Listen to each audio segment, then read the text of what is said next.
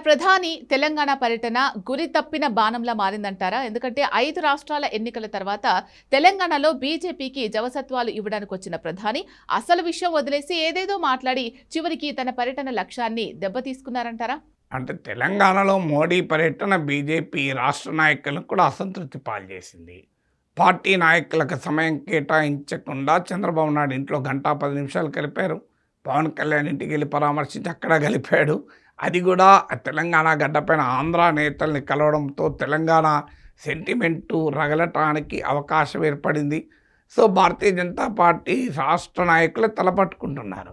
మాకు కాస్త సమయం కేటాయించుంటే మాలో కొంత ఉత్తేజాన్ని నింపేవాడు కదా అని. కొన్ని వార్తలు ఏమొచ్చాయంటే మోడీ ఇక్కడున్న కుమ్ములాటలు సిగపట్లతో చిరాకు పడి ఉన్నాడు. అంతకుముందు తెలంగాణ ఎంపీల మీటింగ్లో కూడా మీ వల్లనే పార్టీ ఎదగడం లేదు, ప్రజలు ఓటేయడానికి సిద్ధంగా ఉన్నారని కూడా అన్నాడు. అందువల్ల ఆ కారణాన్ని పెద్దగా ఎవరిని పట్టించుకోలేదు ఇక్కడ అని కూడా ఒక వార్తనుంది, ఎంతనేమో తెలియదు.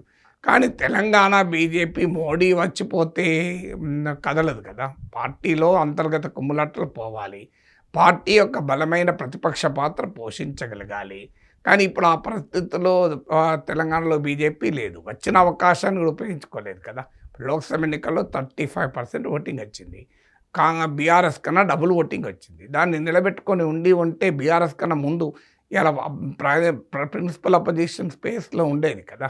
ఇప్పుడు మోడీ వచ్చి ఇక్కడ తెలంగాణ గురించి రాజకీయాల గురించి కొద్దిగా మాట్లాడాడు.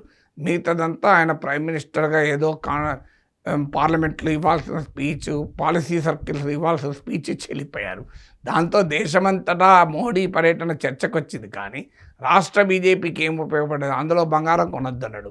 బంగారం కొనొద్దనే వరకు ఆటోమేటిక్గా ప్రజల్లో నెగిటివ్ సెంటిమెంట్ అవుతుంది. మోడీ వచ్చిపోయిన కొద్దిసేపటికే లీటర్ పెట్రోల్ ₹3 పెంచారు. సో అందువల్ల తెలంగాణలో మోడీ పర్యటన బీజేపీకి ఆశించిన ప్రయోజనం ఇవ్వకపోగా నష్టం జరిగిందనే భావన తెలంగాణ బీజేపీ నేతల్లో కూడా వ్యక్తమవుతోంది.